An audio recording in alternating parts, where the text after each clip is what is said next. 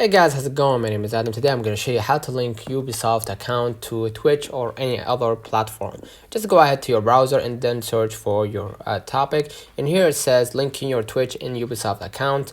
Here you're going to just click the article, and basically what you're going to do, you're going to read thoroughly the article, and if it is possible to get the the linking process, right? So basically scroll a little bit down right here. It says linking to link your Ubisoft account to your Twitch account, you first need to verify the email address you use to create your Twitch account. Once your Twitch account is set up and verified, go to the Drops website and then select get started and then log in with Twitch, and then in the pop-up log into your Twitch account, and then once loaded just log in into a Ubisoft account, and you want to receive Twitch drops in, and now your account is set to receive Twitch drops. Let me know in the comments if this video helped you.